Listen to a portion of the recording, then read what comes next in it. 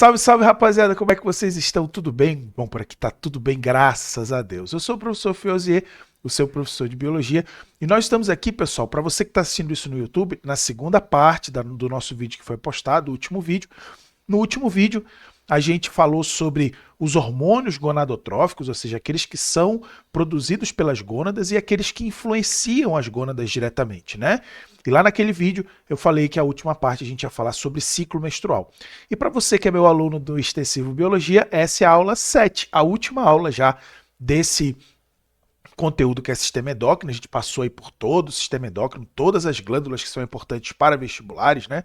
Falamos sobre hipófise, hipotálamo, adenohipófise, neurohipófise, tireoide, paratireoide, glândula pineal, enfim, todas as glândulas extremamente importantes, seus hormônios e o papel desses hormônios no organismo animal. Beleza, pessoal? Então até aí tudo certinho. Hoje, então, a gente vai dedicar esse vídeo a falar especificamente sobre o ciclo menstrual, muito importante, vem bastante em prova, e lá no finalzinho desse vídeo a gente vai responder o item para ver como esse conteúdo é cobrado e se, obviamente, aquilo que a gente estudou aqui nesse vídeo, né, nessa aula, é suficiente para você conseguir responder os itens, as questões dos principais vestibulares do Brasil. Beleza? Então eu te convido a vir comigo para a próxima tela, para que a gente possa começar a discutir, fazendo primeiro uma pequena revisão do que a gente falou no último vídeo e depois a gente iniciar o assunto novo desse vídeo aqui, beleza? Então vamos lá, pessoal. Bom, importantíssimo a gente ter como base os chamados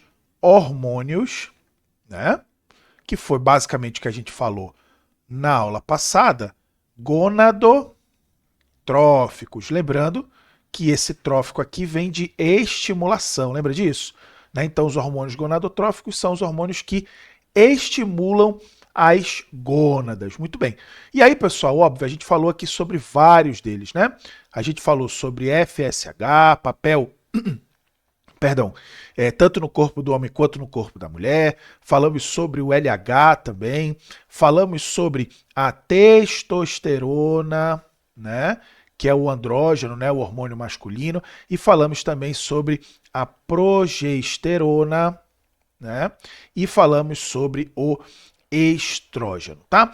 Uma coisinha importante, antes da gente falar sobre a função de todos esses hormônios aqui, é que, basicamente, pessoal, eu tenho 3 hormônios aqui, ó, 1, 2, 3, que podem ter funções tanto no corpo do homem quanto no corpo da mulher, tá? Esses 2 primeiros aqui, que é o FSH e o LH, essas funções já ficaram claras. Se você ainda não assistiu o último vídeo, por favor, pare aqui, volte lá no último vídeo e assista. Aproveite e deixa lá um curtir, se inscreva no canal para que você possa, né, receber novas aulas, e já aproveita aqui, ó, aqui embaixo, já clica no curtir que ajuda muito a gente, e já se inscreve também no canal para você ser avisado sempre que eu postar um vídeo novo. E agora, nessa reta final pro Enem 2025, com certeza a gente vai ter muitas aulas sendo postadas aqui.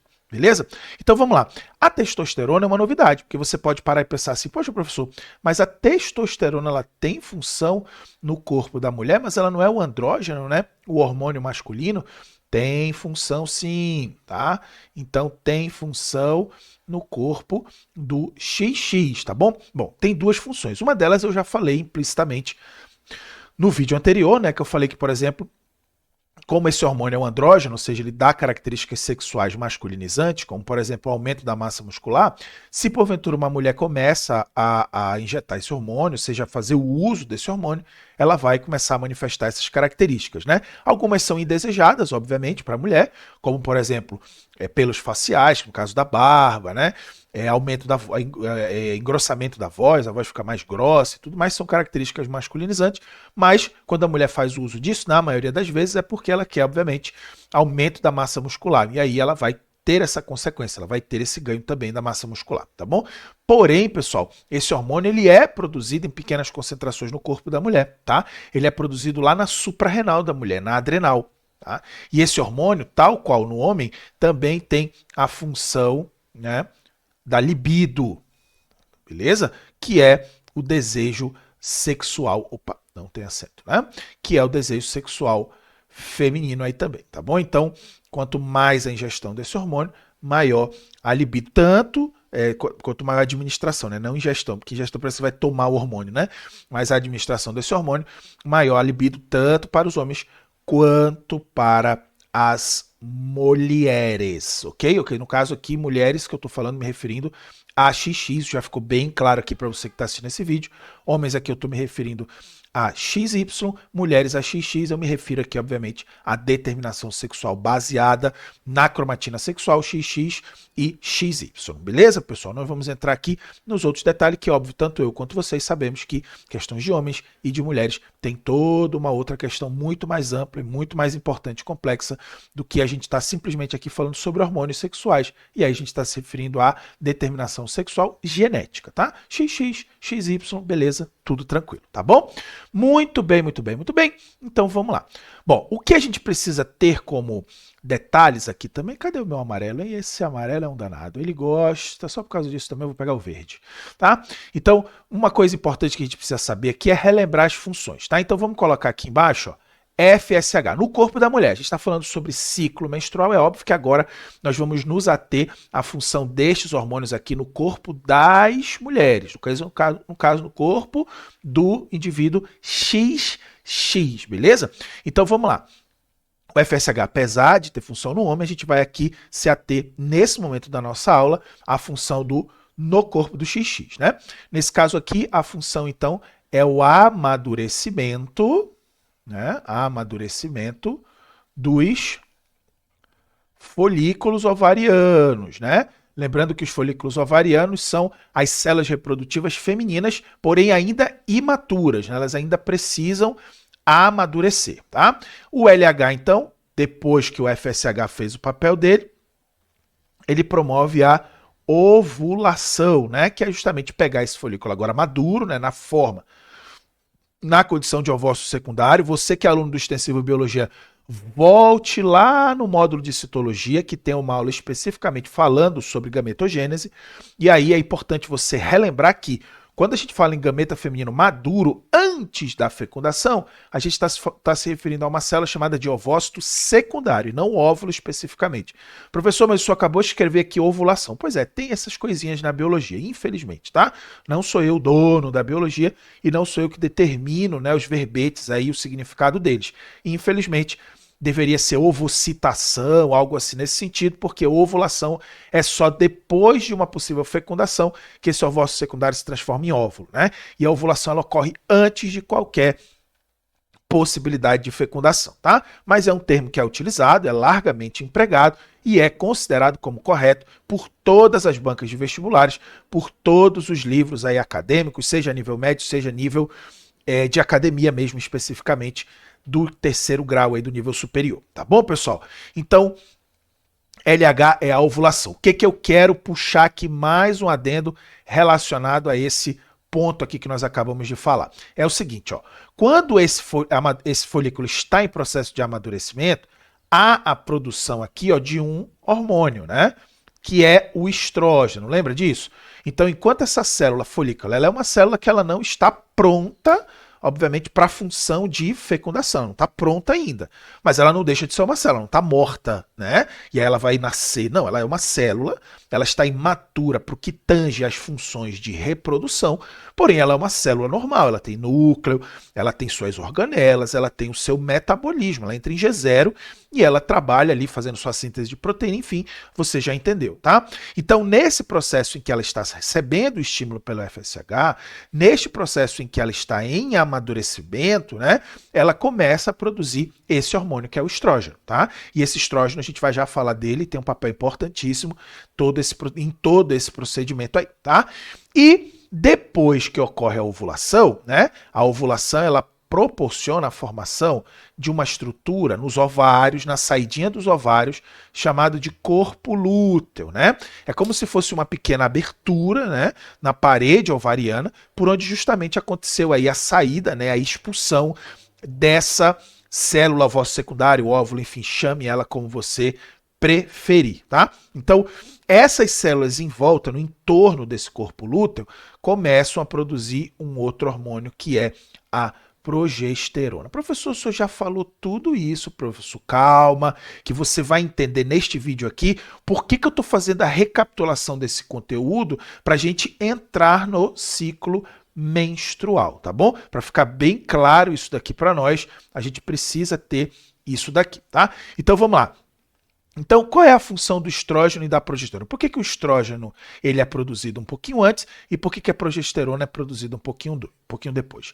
Independente das funções, por exemplo, o estrógeno é o hormônio da libido feminina, é o hormônio que induz a formação das características sexuais feminilizantes. Independente dessas funções, vamos nos ater às funções que esses dois hormônios têm nesse papel aqui, que é justamente o papel do ciclo menstrual, tá bom? Então, o que que isso daqui vai proporcionar, esses dois hormônios? Bom, esses dois hormônios vão proporcionar a preparação, né, do útero, ó, do útero para o quê? Para uma possível gestação, né? Porque pensa comigo aqui, ó. Primeiro, gestão não. Gestação. Gestão não, hein? Gestação, tá? Então vamos lá. Então pensa comigo aqui uma coisinha, ó. Imagina vocês, né, que a gente está amadurecendo uma célula reprodutiva para quê? Para que ela seja usada na reprodução. A gente está liberando essa célula reprodutiva agora madura para a tuba uterina para quê? Para que ela seja usada na reprodução. Nesse caso, então, se a mulher tiver uma relação sexual, não tiver usado métodos contraceptivos e tiver a célula reprodutiva dela entrado em contato com a célula reprodutiva do parceiro, né, masculina ali no caso do XY, que é o espermatozoide, vai acontecer a fecundação, né? Essa fecundação ocorre na tuba uterina e o útero, pessoal, que vai receber esse embrião logo, né, depois de alguns dias, esse útero ele tem que estar preparado, né? Então, é por isso que ainda no processo de amadurecimento, esse estrógeno ele começa a ir preparando lentamente esse útero para uma possível gestação, tá bom? E a progesterona, quando ocorre a ovulação, ela se associa ao estrógeno e acelera esse processo, porque agora a ovulação já rolou. A mulher pode ser fecundada, inclusive, no mesmo dia que ela ovulou. E aí esse útero tem que estar absolutamente pronto, porque o bebê está chegando, o embrião está chegando.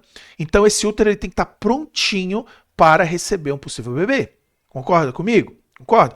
Então, professor, beleza, eu entendi que esse útero precisa ser preparado. Mas o que representa essa preparação na prática? Opa, beleza, vamos lembrar o que a gente falou na aula passada, que essa preparação aqui, ó, ela se refere ao espessamento do quem?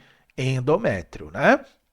Lembrando que esse endométrio ele é um tecido altamente vascularizado que reveste internamente esse útero. Ó, se a gente voltar um pouquinho aqui, eu tenho até o desenho dele. Ó. Tá aqui, ó, em vermelhinho, né, o desenho do endométrio. Esse endométrio ele vai se espessando, né, para receber uma possível gestação, caso haja fecundação aqui na tuba uterina.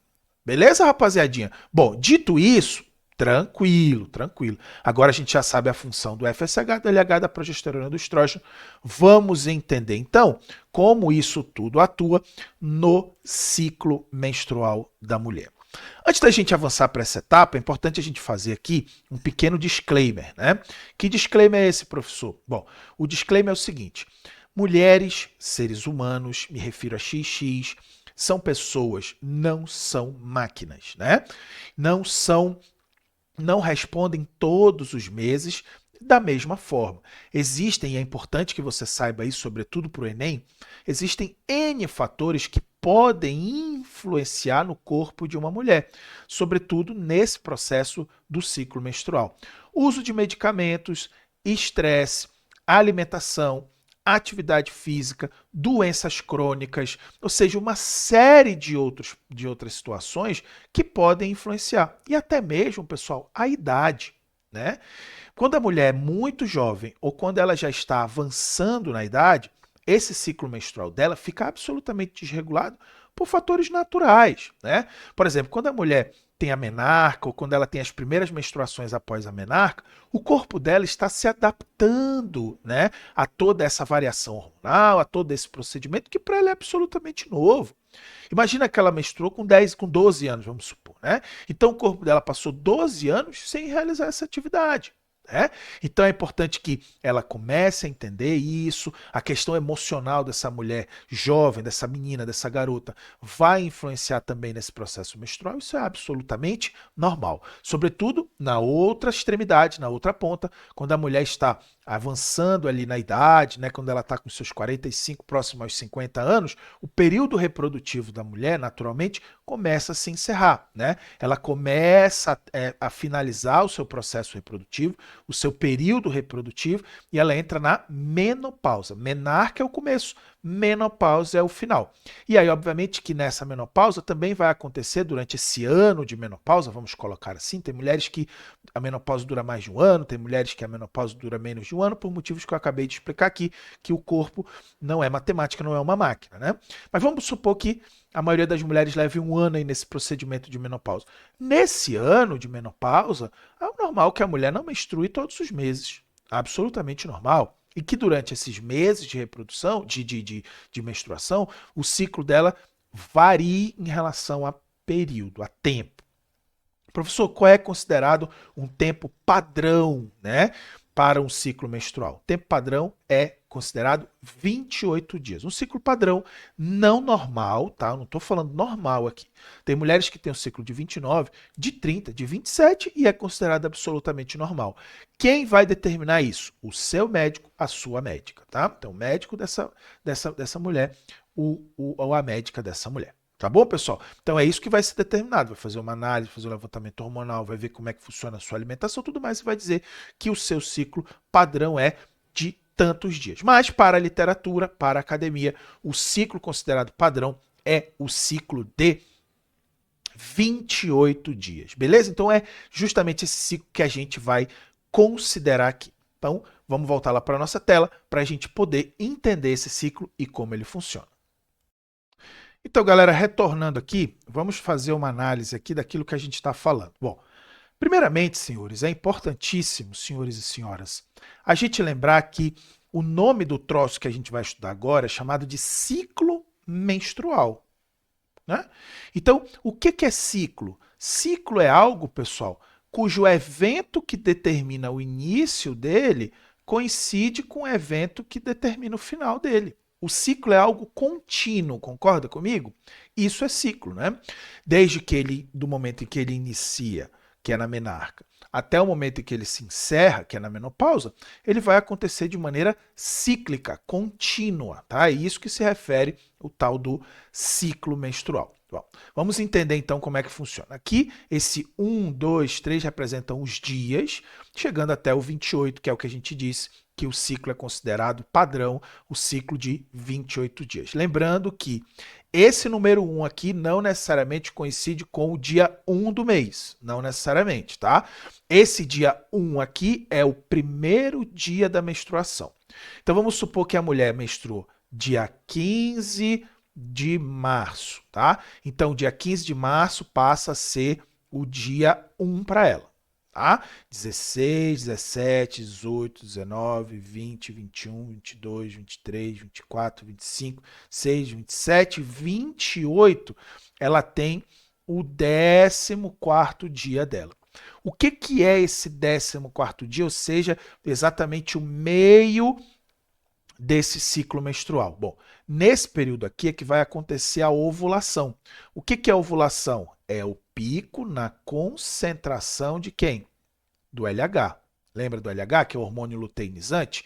É ele que vai realizar a ovulação, que é expulsar esse folículo maduro para a tuba uterina, né? E aí, pessoal, ó, 29, 30, 31, março, janeiro, fevereiro, março. Março tem 31 dias. Então, 29, 30, 31, 1º de abril, olha aqui, ó. 2, 3, 4, 5, 6, 7, 8, 9, 10, 11. Ali por volta do dia 12 do 4, ela vai menstruar novamente. Então, o próximo ciclo menstrual dela começa no dia 12 do 4, que é o dia 12 de abril. Beleza isso ou não? Tranquilo isso ou não? E aí esse dia 15 é que morre, passa a ser o dia 1º como referência, dia 12. E aí 13, 14, 15, 16, 17, 18, 19, 20, 21, 22, 23, 24, 25. Então ela vai ovular agora no dia 25/4 e assim vai. Beleza, rapaziada? Até aí tudo tranquilo? Tá? Então é isso, é assim que se conta, bem tranquilo. Bom, sabemos então que no 14º dia ocorre o pico do LH. Muito bem. Quando ocorre a ovulação, forma-se então, lembra, o chamado corpo lúteo. Ou seja, inicia-se então a chamada fase lútea. Tá vendo que está dividido bem ao meio aqui, ó? Bem ao meio. Fase lútea e fase folicular, né? Ou também a gente pode chamar de fase ovariana e fase uterina. Como assim, professor? Bom, fase folicular se refere ao amadurecimento do folículo, que vai acontecer durante esses 14 dias iniciais. Então aqui, ó, a concentração é maior de FSH. Concorda? Então a maior concentração de FSH nesses 14 dias iniciais. Por quê? Porque esse FSH ele vai amadurecer o folículo. Por isso que essa etapa é a etapa folicular. A ovulação ocorre justamente quando o folículo está maduro, quando o FSH finalizou o seu papel, né? Além disso, enquanto esse folículo está em amadurecimento, que é nesse período aqui, também aumenta a concentração de quem? De estrógeno, né? Então, em todo esse período aqui, ó, a concentração de estrógeno ela vai aumentando, assim como de FSH também. Beleza? Quando chega aqui no 14º dia, o FSH já fez o papel dele. Quem que vai ter o seu pico agora bem determinado? O LH. Ele expulsa aqui esse folículo, né, em direção ao tubo uterino. O ovário entra meio que no momento de dormência e quem vai atuar agora é a chamada fase lútea.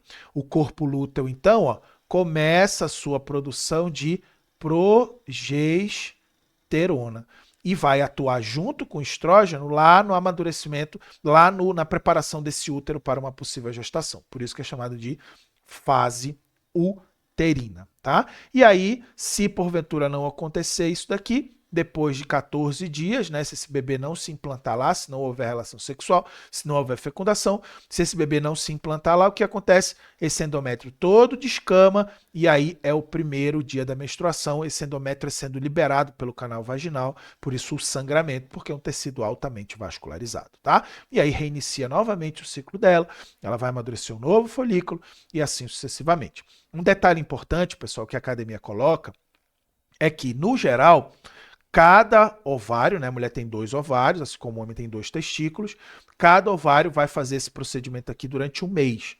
Então, se o ovário esquerdo fez esse mês, no próximo mês vai ser o ovário direito e assim sucessivamente. Beleza, senhores? Muito bem. Dito isso, eu quero, antes de avançar, falar um negocinho para vocês aqui. Ó.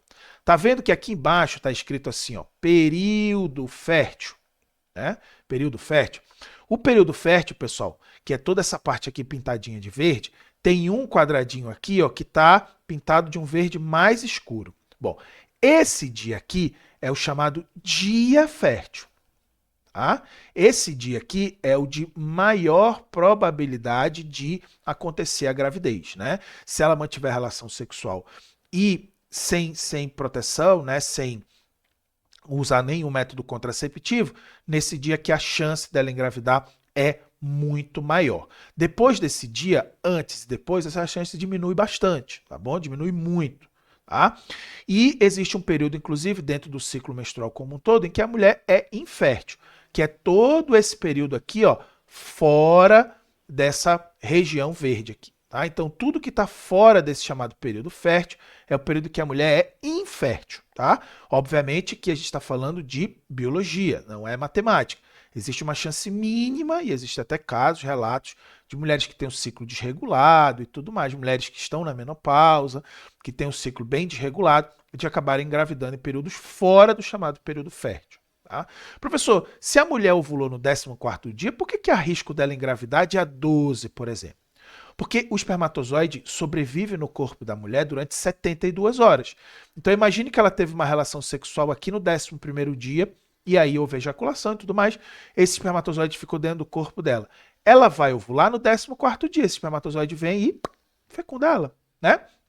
E além disso, por que ela pode engravidar depois? Porque o óvulo também resiste um período dentro do corpo da mulher.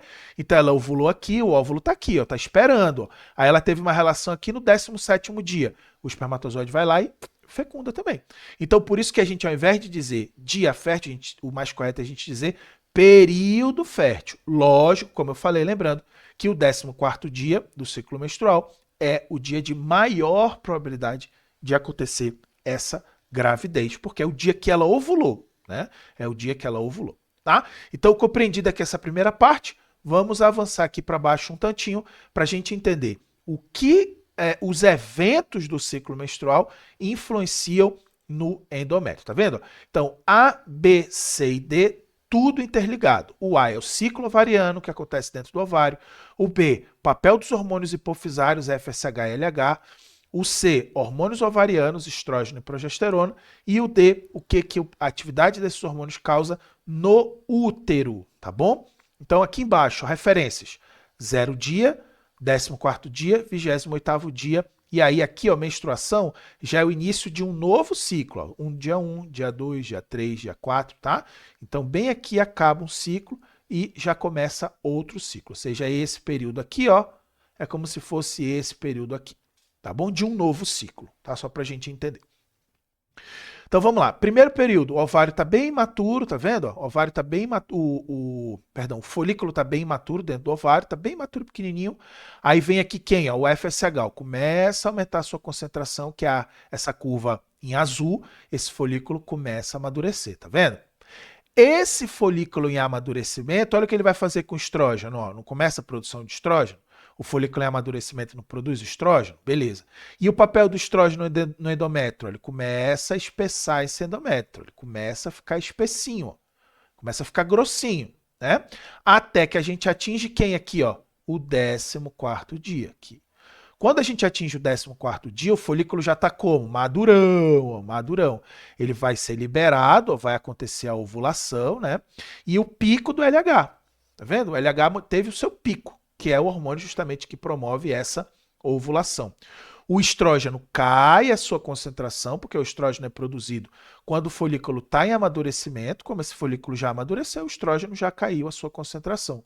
Porém, o corpo lúteo, que é justamente essa feridinha aqui, ó, né, começa a produzir que hormônio? Progesterona, que vai auxiliar, olha aqui, ó, no papel que o estrógeno estava fazendo, tá vendo? Espessando o endométrio ainda mais.